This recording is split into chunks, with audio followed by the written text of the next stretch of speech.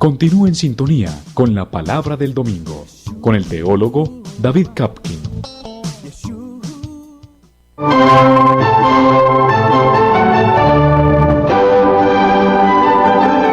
La Palabra del Domingo.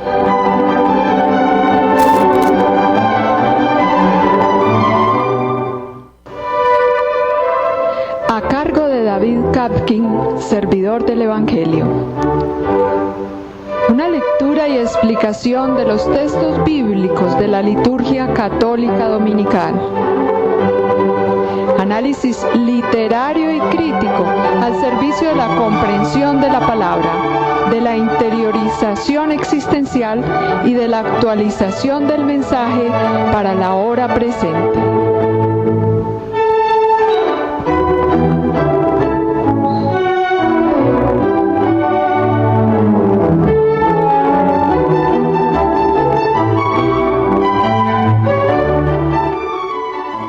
Estamos con nuestra serie La Palabra del Domingo. Un saludo para las personas que escuchan la emisora acá en la ciudad de Medellín y también para los que siguen la programación de la emisora a través de la Internet, la Red Mundial de Comunicaciones. Estamos avanzando en el nuevo año litúrgico.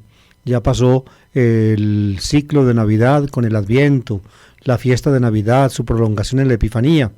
Ya comenzamos la primera parte del tiempo ordinario, que va desde después de la Epifanía hasta el día anterior al miércoles de ceniza. En esa primera parte del tiempo ordinario pues nos hallamos casi ya hace un mes, porque esta semana que vamos a comenzar es la quinta semana del tiempo ordinario, la quinta semana. Ya llevamos 4 semanas prácticamente completas y comenzamos la quinta. 4 semanas son 28 días, es decir, el mes lunar, y comenzamos la quinta. Este domingo será pues el quinto domingo del tiempo ordinario.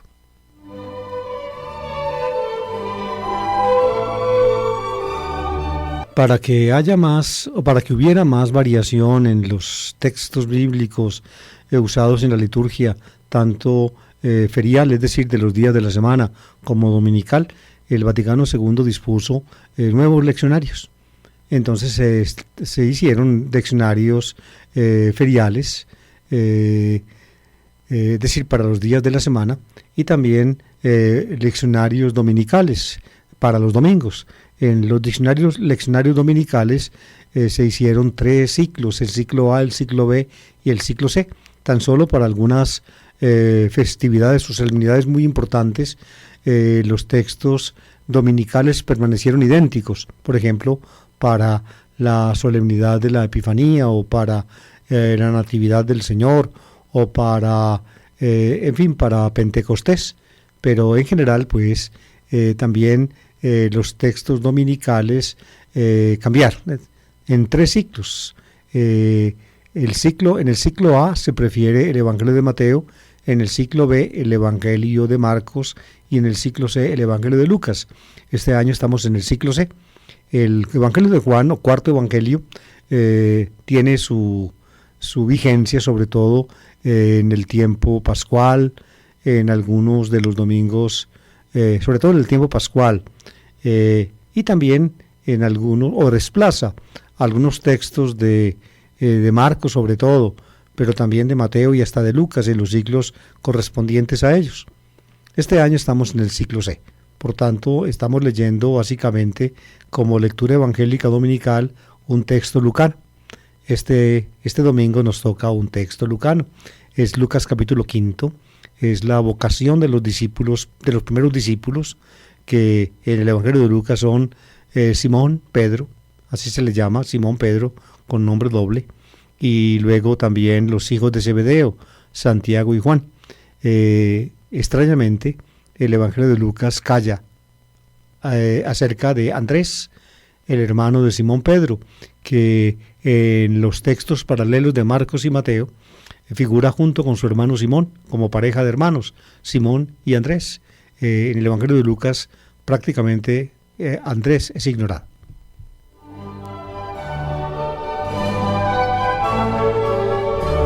Los textos para el tiempo ordinario de la liturgia dominical son 3. El primero se toma del Antiguo Testamento, en este caso un texto del profeta Isaías, el segundo de una carta apostólica. En este caso, continuamos leyendo la primera carta a los Corintios, y en el tercer, el texto evangélico, pues, como les decía, es un texto del Evangelio de Lucas, la vocación de los primeros discípulos, particularmente de Simón Pedro. Pues bien, dediquémonos un momento a cada uno de los textos. Vamos a mirar, pues, el primero.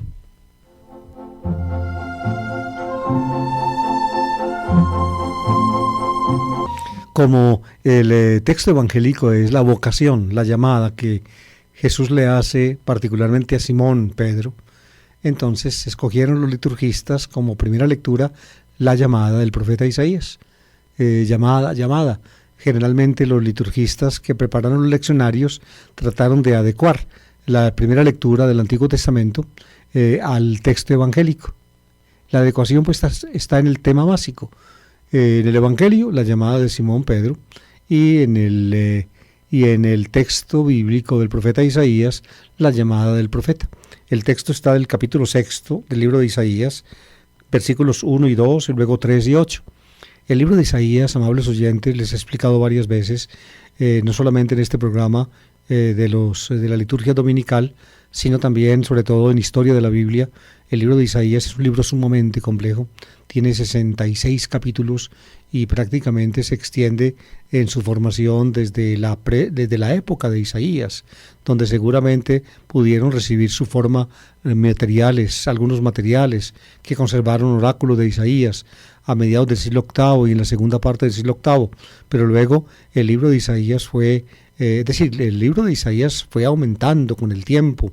Los círculos proféticos reflexionaron sobre el mensaje original y trataron de elaborar, pues, o de darle expresión a la palabra de Dios en circunstancias subsiguientes de la larguísima historia de Israel. Por eso en Isaías encontramos, pues, elementos que remontan a la época del Isaías histórico, mediados del siglo VIII y segunda parte del siglo VIII.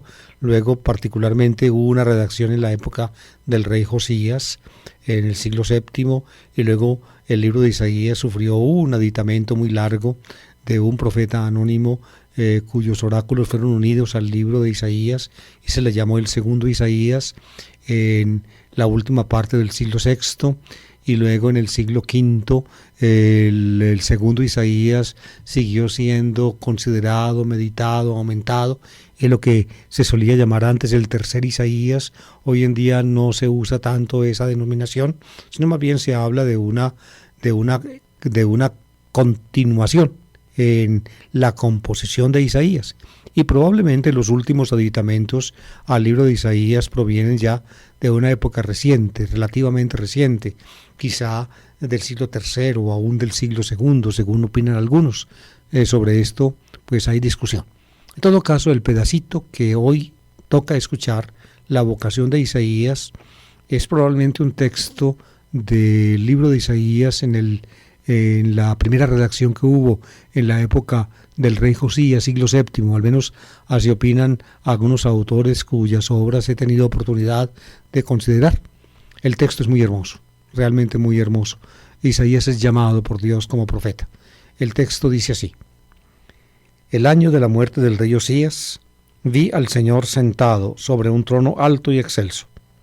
La orla de su manto llenaba el templo, y vi serafines en pie junto a él, y se gritaban uno a otro, diciendo: Santo, Santo, Santo, el Señor de los ejércitos, la tierra está llena de su gloria. Y temblaban las jampas de las puertas al clamor de su voz, y el templo estaba lleno de humo. Y dije: ay de mí, estoy perdido, yo, hombre de labios impuros, que habito en medio de un pueblo de labios impuros, he visto con mis ojos al Rey y Señor de los ejércitos. Y voló hacia mí uno de los serafines, con un ascua en la mano, que había cogido del altar con unas tenazas. La aplicó a mi boca y me dijo: mira, esto ha tocado tus labios. Ha desaparecido tu culpa. Está perdonado tu pecado. Entonces escuché la voz del Señor que decía: ¿a quién mandaré? ¿Quién irá por mí? Contesté: aquí estoy, mándame.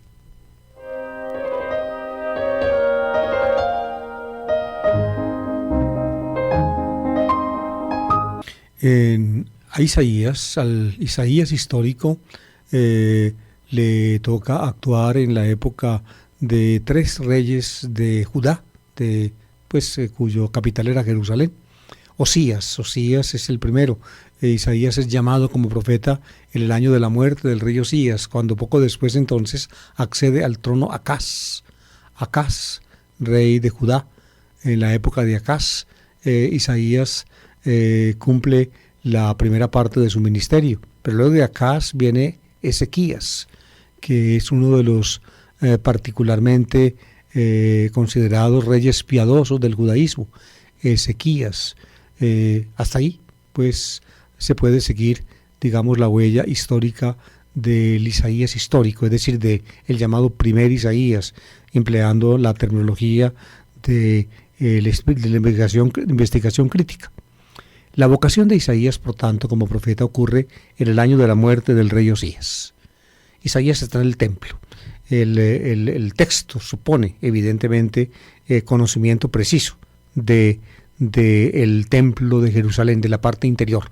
El templo tenía básicamente 2 partes.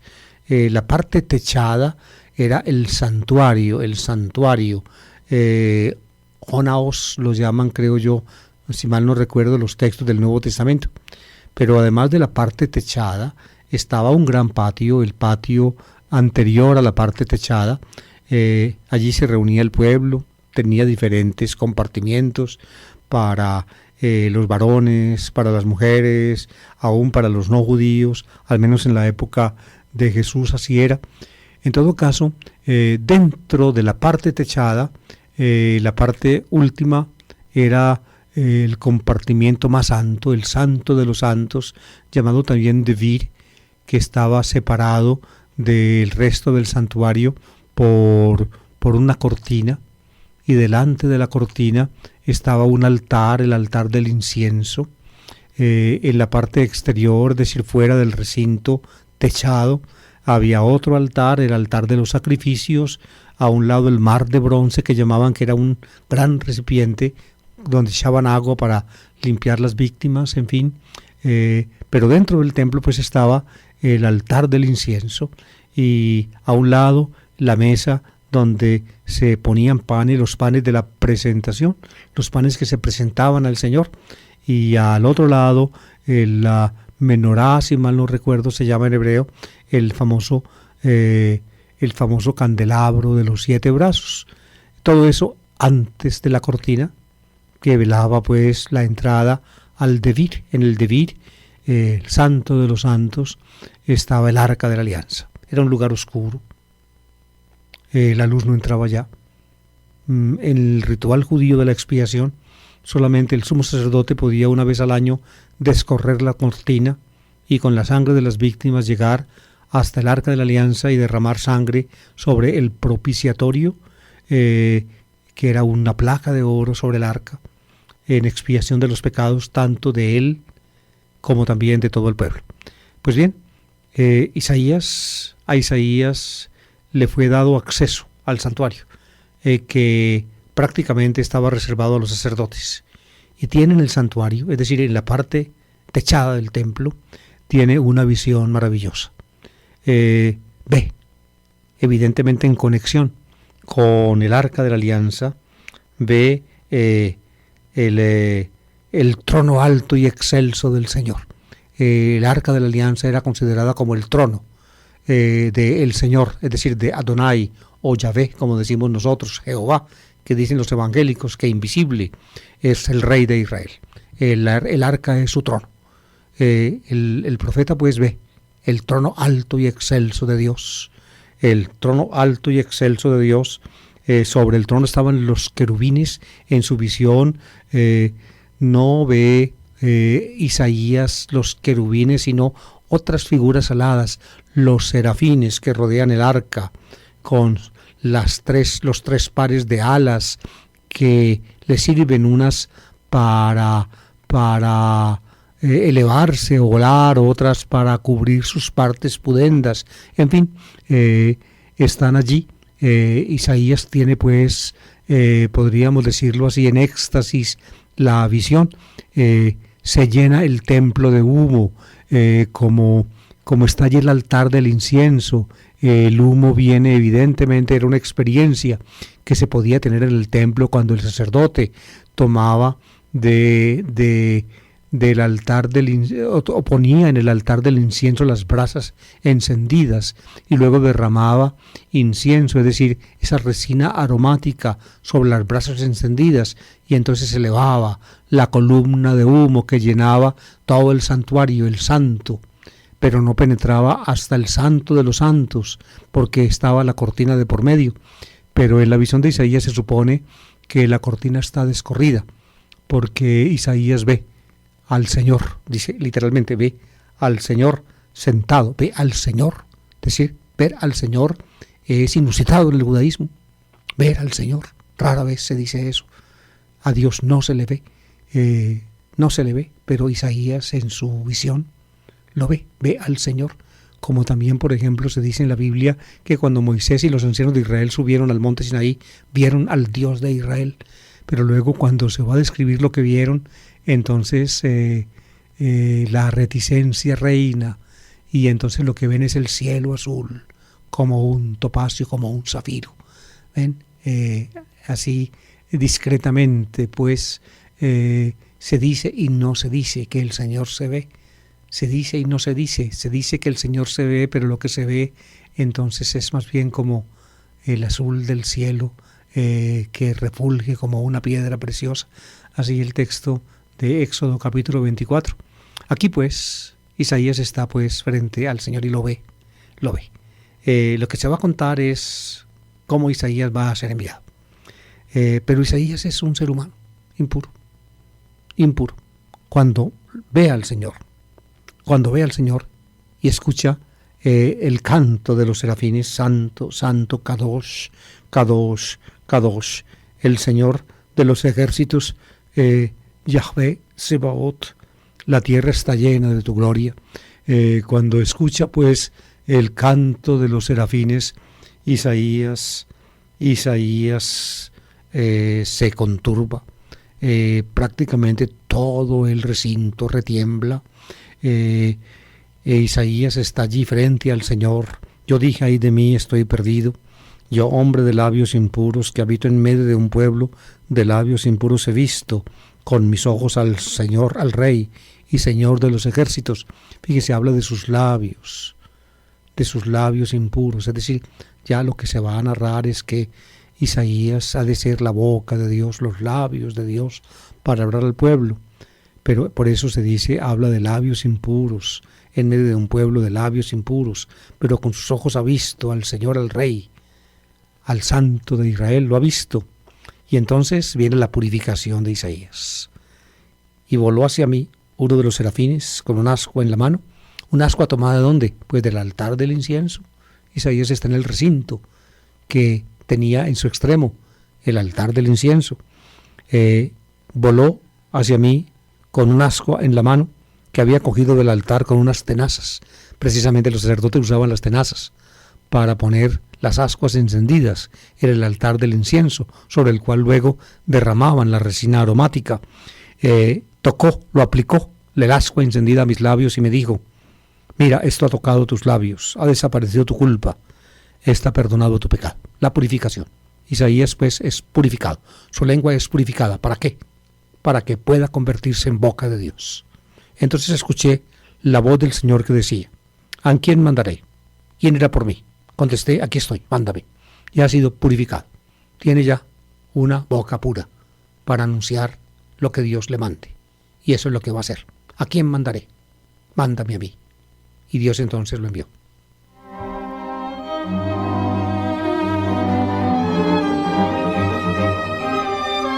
Isaías es un hombre de labios impuros que vive en medio de un pueblo de labios impuros. Algo parecido va a experimentar Simón Pedro cuando quede frente a Jesús. Eso lo veremos, lo escucharemos en la lectura evangélica. Pero sigamos con la segunda lectura. La segunda lectura es de la carta a los Corintios. Recuerden que los domingos pasados hemos leído pedacitos de la primera carta a los Corintios, concretamente del capítulo 12, donde el apóstol contesta en su carta una pregunta que le habían enviado por carta gentes de Corinto. La carta se la habían llevado a Éfeso algunos miembros de la comunidad de Corinto encabezados por Estefanás. De eso habla la primera carta a los Corintios en el último capítulo. Le habían hecho preguntas y Pablo va contestando las preguntas. Uno cuando estudia la carta, pues va viendo cómo Pablo va tratando los temas sobre el cual le plantean los corintios requerimientos sobre tal cosa, sobre tal otra. En el capítulo 12 escribe Pablo acerca de los dones espirituales, peritón pneumaticón, acerca de los dones espirituales. De eso le preguntaron y de eso contesta. En los 2 domingos anteriores escuchamos mensajes del capítulo 12 y luego del 13 donde Pablo habla del amor. En el 14 Pablo ya se dedica a cuestiones prácticas acerca del ejercicio de los carismas. Sobre eso la liturgia dominical no toma ningún texto, lamentablemente, y hoy pues se pasa al capítulo 15, donde Pablo empieza con otro tema. El otro tema es la resurrección de los muertos. Pablo no lo introduce como introduce otros de los temas sobre el cual le requieren respuesta a los corintios, pero en el capítulo 15 pues trata un tema, digamos, importantísimo para los corintios. Parece ser este tema la preocupación central de Pablo. En los primeros 4 capítulos Pablo dice que en Corinto hay divisiones y problemas y trata de penetrar en la razón, en el motivo de las divisiones que había en la iglesia. Y parece en el capítulo 15, que es el capítulo sobre la resurrección, que Pablo toca, al parecer, un punto neurálgico de la cuestión que dividía a los corintios. ¿Cómo se interpreta la resurrección de los muertos? ¿Cómo se interpreta? Parece que los corintios no negaban la resurrección de los muertos, pero tenían una manera de leerla, de interpretarla, que a Pablo no le parece conveniente. Parece que algunos grupos en Corinto, tal vez los grupos más que se creían más espirituales, los que tenían, digamos, muchas preferencias por los dones extáticos, sobre todo el hablar en lenguas, parece que esos grupos tenían una idea de la resurrección de los muertos que no se compaginaba con la que tenía Pablo y con la que presumiblemente también tenía todo el cristianismo naciente. Por eso Pablo toca el tema de la resurrección de los muertos. Es un tema, como ustedes ven, básico para el cristianismo. ¿Por qué? Porque hablar de resurrección de muertos, según Pablo, implica la resurrección de Cristo. Y si se implica la resurrección de Cristo mismo, entonces implica lo básico de la fe cristiana.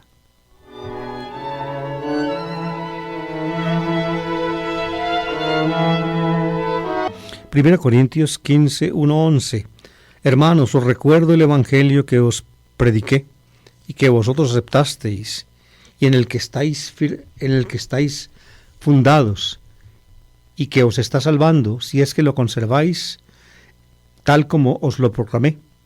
De lo contrario, se ha malogrado vuestra adhesión a la fe. Porque lo primero que os transmití, tal como lo había recibido, fue esto: que Cristo murió por nuestros pecados según las Escrituras, y que fue sepultado, y que resucitó al tercer día según las Escrituras, y que se le apareció a Cefas y más tarde a los 12. Después se apareció a más de 500 hermanos juntos, la mayoría de los cuales viven todavía, otros han muerto.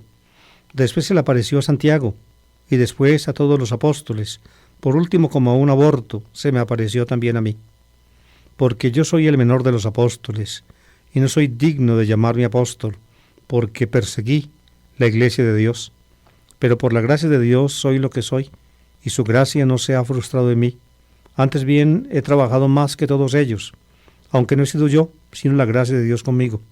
Pues bien, tanto ellos como yo, esto es lo que predicamos, y esto es lo que creísteis.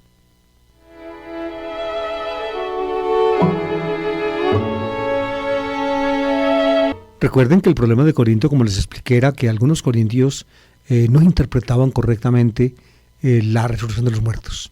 Tal vez la idea era esta: los muertos no resucitarán porque ya han resucitado. Así podría yo resumir la idea de algunos en Corinto. No resucitarán porque ya han resucitado, es decir, hacerse uno cristiano y disfrutar ahora de los dones del Espíritu, sobre todo del éxtasis, del hablar en lenguas implica ya pues la aurora de la resurrección, un nuevo ser. Ya hemos resucitado, por tanto no resucitaremos. Es decir, prácticamente el don de Dios se extingue ahora y aquí. Esta parece ser la idea de algunos en Corinto. Entonces Pablo quiere tomar posición frente a eso. Y les dice, os recuerdo, hermanos, el evangelio, to evangelion. Aquí emplea Pablo ese sustantivo tan importante en la vertiente helenista del cristianismo naciente, es decir, la vertiente de habla griega.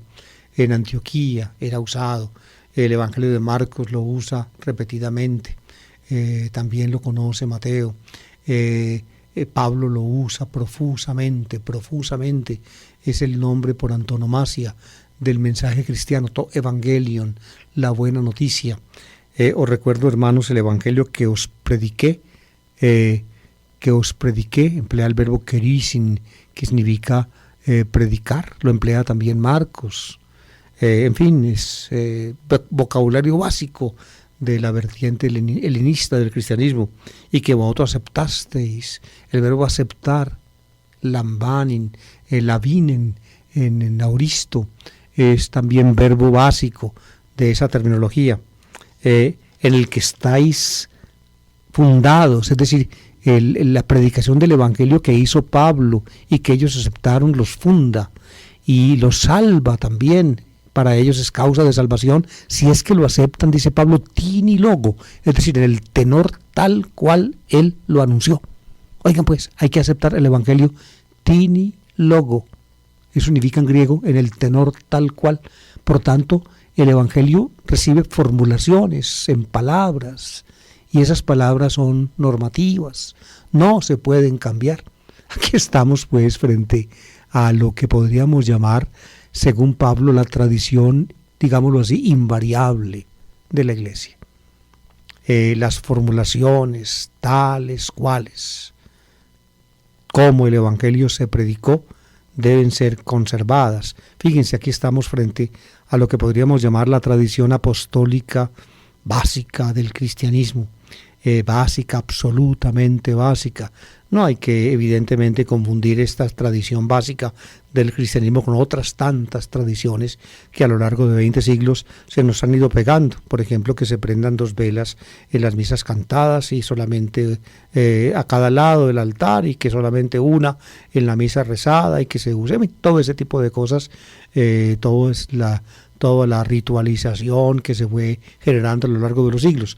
Pero todo eso, o los vestidos de los curas, o una cosa y la otra, todo eso lo llamamos también tradiciones, y hay gente pues que es capaz de dar la vida, como por ejemplo, en buena parte, los llamados lefebrianos en la iglesia. En fin, pero no entro en ese tema porque me saldría de lo importante, de lo trascendental, que quiero explicarles. Pues bien, el evangelio hay que conservarlo tini loco. Y Pablo supone que los corintios lo conservan tini loco, en el tenor tal cual él lo predicó, porque Pablo recibió el evangelio en ese tenor, y en ese tenor se lo anunció a ellos, se lo entregó a ellos, y en ese tenor lo recibieron. Y esta cadena, Pablo lo recibe, y Pablo se lo entrega, y ellos lo reciben. Esa cadena hay que conservarla, y eso no se puede cambiar.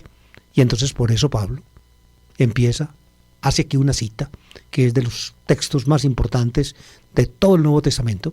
Es una cita de la formulación del Evangelio, el logos del Evangelio, la palabra, digámoslo así, la expresión en palabras del Evangelio, que según Pablo está de tal manera firme que no puede ser cambiada, tal como Pablo la recibió y a su vez la entregó. Fíjense de lo que estoy hablando.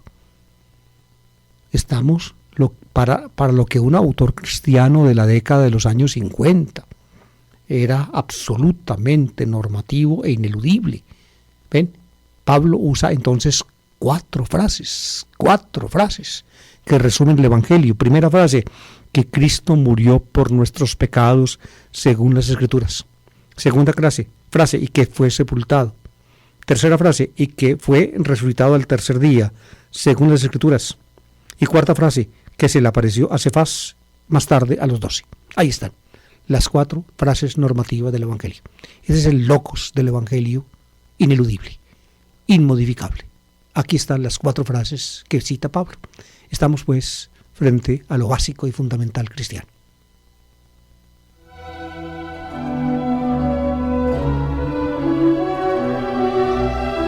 Pues bien, a la tercera frase del Evangelio es esta: y que fue resucitado al tercer día, según las Escrituras. Es la resurrección de Cristo al tercer día, y que todo eso estaba previsto en el designio de Dios en las Escrituras, lo dice Pablo. Esa es la frase que a Pablo, de este credo o de esta confesión de fe en 4 frases, le interesa, porque es el tema pues que quiere tratarle a los corintios. Él dice que en la 4ª frase, fíjense, se dice que de la resurrección de Jesucristo, de Cristo al tercer día, prevista en las Escrituras, hay testigos. ¿Por qué? Porque el resucitado se apareció. Primero, Cefas, es decir, Pedro. Cefas, ahí está el nombre arameo. Luego, tis dódeca, los 12. Ahí está, Pedro, los 12. Hasta ahí va el credo primitivo. Luego Pablo añade otros testigos.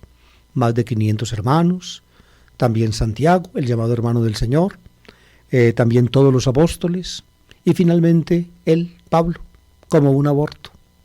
Como último testigo fue el escogido, pero también él está en la lista de los que fueron testigos del Señor resucitado. Ahí está. Él se pone en la lista. Y termina con esta perla, que es uno de los textos para mí más trascendentales del cristianismo. Por tanto, dice Pablo, tanto ellos como yo, esto es lo que predicamos y esto es lo que creísteis. Es la unidad de la predicación y de la fe cristiana. Pablo pues es consciente, a pesar de que ha tenido problemas con Pedro. Esta carta es escrita después de que Pablo y Pedro tengan un alegato muy grande en Antioquía. El alegato no versó acerca de la cuestión básica de la muerte de Jesús, ni de su sepultura, ni de su resurrección, ni de sus revelaciones. No, el alegato fue por otros motivos, para Pablo muy importantes. Pero Pablo sabía que con Pedro, con Cefas y con los 12 y con los otros también que él menciona acá, Pablo estaba en unidad de predicación.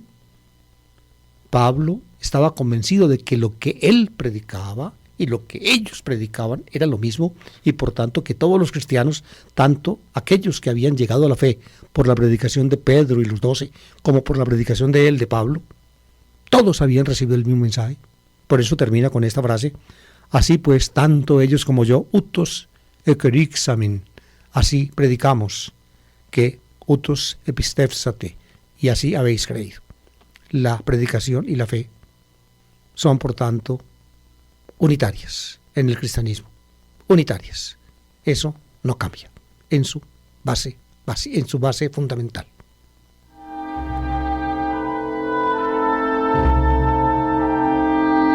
Primera Corintios es un escrito de los años 54-55, 25 años después de la muerte de Jesús. Y fíjense lo que ya un autor cristiano dice, un autor cristiano como Pablo, que ha tenido dificultades y distanciamientos respecto a los otros evangelizadores, inclusive con respecto a Pedro. Entre Pedro y Pablo hubo pues un agarrón en Antioquía. Antes de ese agarrón, Pablo era apóstol de la iglesia de Antioquía, se mantenía pendiente de esa iglesia, en nombre de esa iglesia hacía sus campañas evangelizadoras. Después de ese agarrón, cuando la gente de Antioquía, digámoslo así, en alguna forma se fue con Pedro, como debía ser, él pues se quedó un poco solo, ni siquiera Bernabé se fue con él. Y entonces Pablo salió pues con Silas, alguien que era bien secundón en la iglesia, y se fue con él a la misión por el Asia Menor, y luego por Grecia, y luego a Jerusalén, a Roma, en fin. Pero a pesar pues de ese distanciamiento con Pedro y de los otros apóstoles, de los otros 12 y los apóstoles, poco se sabe. En todo caso, a pesar de eso, Pablo puede escribir: así pues, tanto ellos como yo, y entre ellos cabe Cefas, es decir, Pedro, utos ekerixamen, así predicamos, que utos imis, epistépsate, y así también vosotros habéis creído.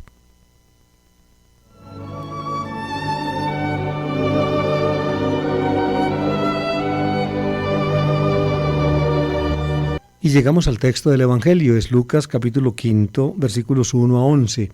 Es la vocación apostólica, es decir, como apóstol de Simón Pedro. Así se le llama en el texto, y esto es particularmente importante. Y aparecen junto a Simón Pedro, Santiago y Juan. Pero como les dije al principio del programa, no aparece Andrés. Lucas conoce el Evangelio de Marcos y se basa en él. En el Evangelio de Marcos, Jesús llama al comienzo de su actividad en Galilea, en Cafarnaúm, llama a dos parejas de hermanos. La primera es Simón y Andrés, y la segunda Santiago y Juan. Estaban en el mismo oficio, eran pescadores en el lago de Galilea. Probablemente eran socios en una pequeña cooperativa de pesca. Simón y Andrés, Santiago y Juan. Lucas conoce ese texto de Marcos 1, 16, 20, pero reemplaza el texto de Marcos con otro texto, el que vamos a escuchar ahora, donde se habla de una pesca milagrosa, donde desaparece la figura de Andrés, donde se realza todavía mucho más la figura de Simón, Pedro, y donde aparecen de refilón también Santiago y Juan. Escuchemos el texto de Lucas.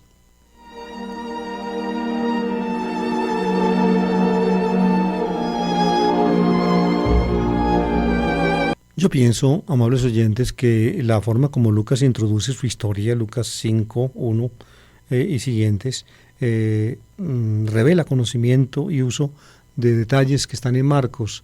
En Marcos 16, 1, 16, 20, y también en Marcos al comienzo del sermón de las parábolas, donde se habla de la barca donde se sube Jesús y desde la cual le predica a la gente. Es decir, Lucas conoce a Marcos y utiliza a Marcos para el escenario de sus narraciones. Pero aquí Lucas va a contar la vocación de Simón Pedro con base en una tradición distinta a la de Marcos.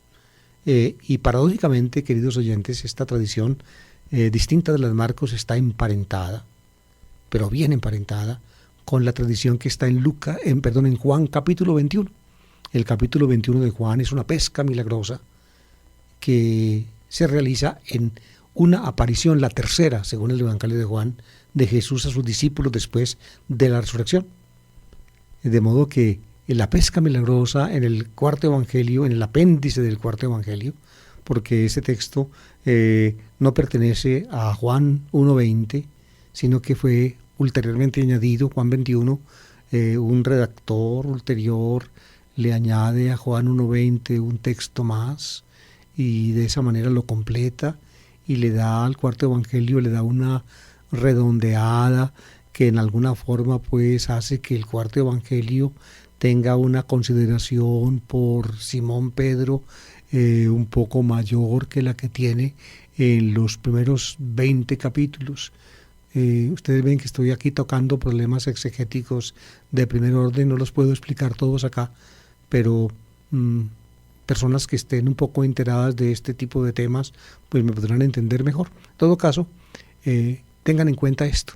Lo que aquí cuenta Lucas de la pesca milagrosa durante la vida terrena de Jesús, cuando llama a Pedro, es la misma tradición básica que la historia de la pesca milagrosa de una aparición de resucitado a los discípulos en el lago de Galilea, cuando Simón Pedro estaba pescando con otros discípulos y habían fallado durante toda una noche. Las dos tradiciones pues están emparentadas, es decir, los dos relatos, el lucano capítulo 5 y el joánico capítulo 21, remontan a una tradición, a mi parecer, básica y común.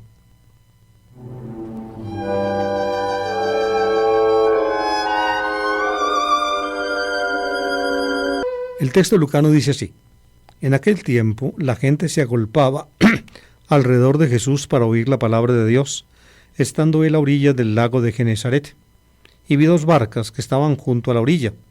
Los pescadores se habían desembarcado y estaban lavando las redes. Subió a una de las barcas, la de Simón, y le pidió que la apartara un poco de tierra. Desde la barca, sentado, enseñaba a la gente. Ven, exactamente el mismo escenario de Marcos capítulo 4, el comienzo del sermón de las parábolas. También Jesús se sienta en la barca y desde la barca le habla a la gente. Por eso les decía yo que Lucas tiene pues en la mente las narraciones de Marcos. Y sigue así Lucas.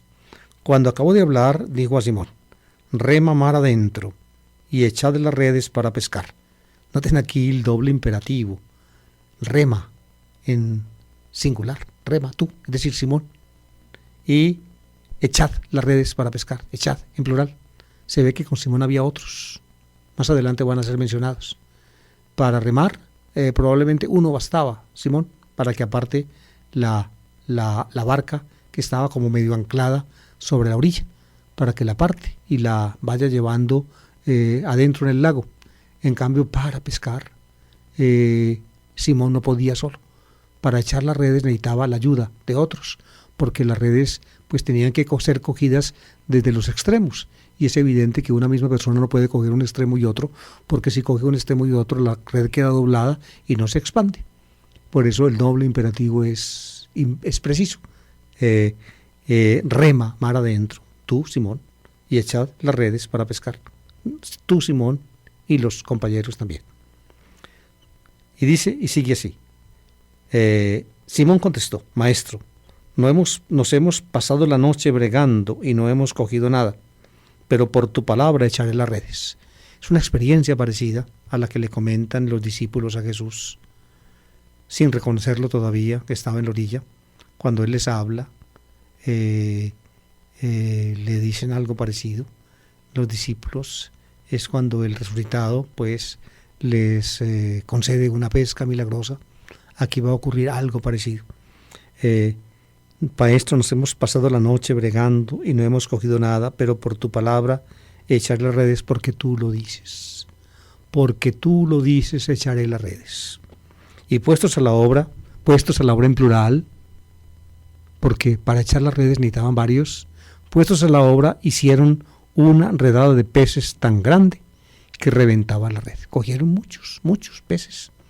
Hicieron señas a los socios de la otra barca para que vinieran a echarles una mano. De modo que además de los que estaban en esa barca, que no era Simón y Jesús solo, sino que había otros, también estaba la otra barca. Acuérdense que al comienzo se mencionaron 2 barcas. Pues bien, para poder acomodar, recoger toda esa cantidad grande de peces, necesitaban ayuda. En la tradición del cuarto evangelio, Juan 21, se dice que eran peces grandes 153, dice el cuarto evangelista. Aquí no se da número, pero se dice que eran muchísimos peces los que habían cogido. Necesitaban el auxilio de los socios de la otra barca. Se acercaron a ellos y llenaron las 2 barcas, que casi se hundían. Al ver esto, Simón Pedro se arrojó a los pies de Jesús diciendo: apártate de mí, Señor, que soy un pecador. Fíjense aquí el rasgo que tal vez influyó mucho en que los que dispusieron estas lecturas para este domingo tomaran el texto de Isaías. Isaías también se considera un pecador. Soy un hombre de labios impuros, que estoy en medio de un pueblo de labios impuros. También Simón Pedro pues se considera un hombre pecador. Esto es importante, pienso yo, de punto de vista de la unidad de la lectura de este domingo. Pero de punto de vista, digamos, crítico, es decir, del estudio de la tradición del Evangelio, aquí lo importante es el nombre, Simón Pedro.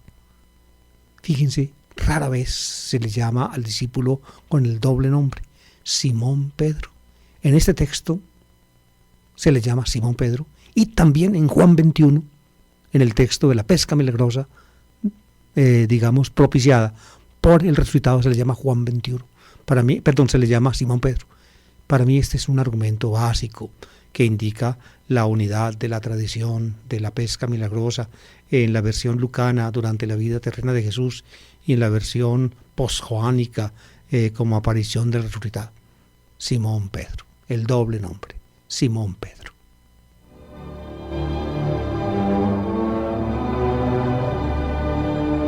Para Simón Pedro, pues, esa redada tan maravillosa que requirió el auxilio de los compañeros de la otra barca es un signo de la majestad de Jesús, de su majestad, de apártate de mí, Señor, que soy un pecador, le dice aquí Simón Pedro a Jesús. Queda por tanto extasiado. Simón Pedro está frente a alguien que es mucho más de lo que aparentaría ser. Y dice el texto, y es que el asombro se había apoderado de él y de los que estaban con él al ver la redada de peces que habían cogido.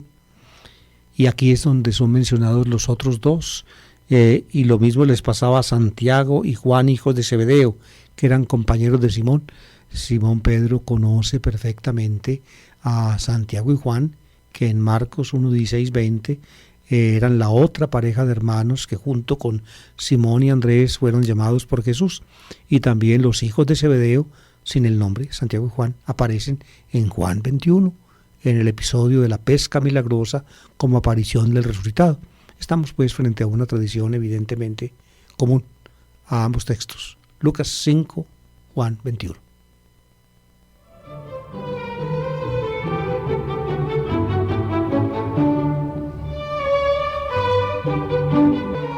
Y viene la palabra de Jesús a Simón. Si ustedes buscan en Marcos capítulo 1, versículos 16 a 20, cuando Jesús llama a la primera pareja, a Simón y Andrés, les dice: venid conmigo, venid en pos de mí, y os haré pescadores de hombres. Es la frase en Marcos, pescadores de hombres. Aquí, en la traducción que yo tengo, el texto lucano, se emplea la misma formulación: desde ahora serás pescador de hombres, pero en griego no suena exactamente así. Más bien en griego se dice: serás pescador de seres vivos, de hombres vivos. Es decir, cuando uno se saca pescado, precisamente por eso se llama pescado, porque no es pez, sino pescado, es decir, ya está muerto. ¿Ven? El pescado es pez muerto. Un pescador pesca pescado, porque lo pescado, precisamente cuando es pescado, se muere. En cambio no. Simón va a ser pescador de hombres que, a pesar de ser pescados, permanecerán vivos. Ese es el énfasis en la palabra de Jesús en Lucas, un énfasis que no conserva de ninguna manera la traducción que yo les leí, que ustedes seguramente escucharán en el Evangelio de este domingo, cuando lo escuchen en la iglesia. Lo que va a pescar Simón, hombres, el hecho de que los pesque no va a hacer que mueran como cuando se pescan peces en el lago o en el mar, no, porque pescado el pez se vuelve pescado, pez muerto. En cambio, cuando Simón pesque, el hombre no morirá, pescará hombres vivos, vivos. Ese es el énfasis de la palabra de Jesús en Lucas.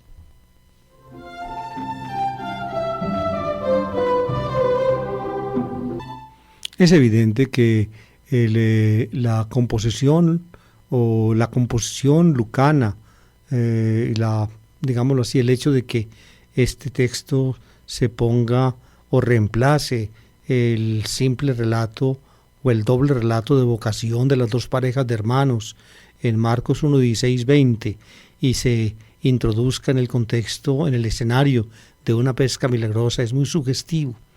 En el fondo, pues, Pedro, con la misión que Jesús le va a encomendar, se va a convertir en un pescador milagroso. Cuando él es apóstol, va a ser enviado, su palabra, su actividad, va a llenar la barca de peces, va a necesitar ayuda de otros para poderlas llenar cabalmente. En otras palabras, la misión cristiana es un prodigio que el Señor va a propiciar para los evangelizadores. Fíjense, Él es el que manda remar mar adentro.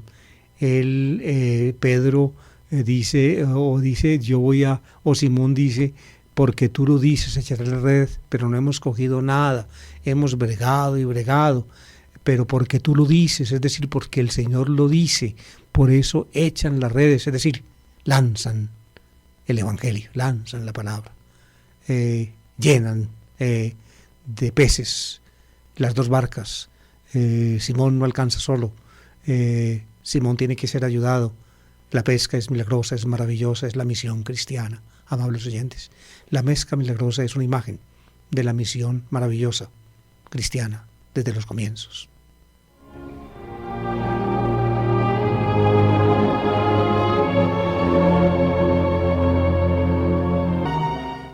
El texto leído pues digamos en esta profundidad está lleno de detalles sugestivos. Jesús iba en una barca, había otra, iba en una, la de Simón. Y la barca en la cual va Jesús es la de Simón. La otra colabora, pero la de Simón es la barca donde va Jesús. Y es a Simón a quien le dice que va a ser pescador de hombres vivos, no como era en el lago pescador de peces, que al ser pescados se volvían precisamente pescado, es decir, peces muertos. No, hombres vivos. Simón será. El gran protagonista de esta historia es Simón. En Marcos, Simón está al lado de Andrés y Simón y Andrés están al lado de Santiago y Juan. En Lucas, el gran protagonista es Simón. Por eso Lucas pues le da a la figura de Simón Pedro una relevancia que Marcos no le da. Y eso evidentemente depende, pues, o es fruto de la relevancia, de la importancia que tuvo Simón en los grupos cristianos de habla griega, sobre todo los derivados de la iglesia de Antioquía, donde echa sus raíces el evangelio lucano y también el evangelio de Mateo. Y el texto termina, como es un texto de vocación y de seguimiento de discípulos, termina con esta nota: ellos sacaron las barcas a tierra y dejándolo todo lo siguieron, y coluticisan afto, lo siguieron, se volvieron acólitos, seguidores de él. Los discípulos son seguidores de él, que van a cumplir, pues, por la palabra de él, la misión de ser pescadores de seres vivos, para llenar la barca de Simón y también la otra barca, con la ayuda de los compañeros, de peces, no pescado muerto, sino hombres vivos, que aceptan el evangelio.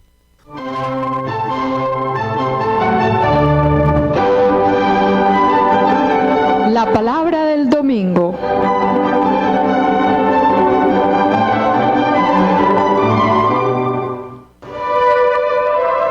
A cargo de David Kapkin, servidor del Evangelio. Una lectura y explicación de los textos bíblicos de la liturgia católica dominical. Análisis literario y crítico al servicio de la comprensión de la palabra, de la interiorización existencial y de la actualización del mensaje para la hora presente.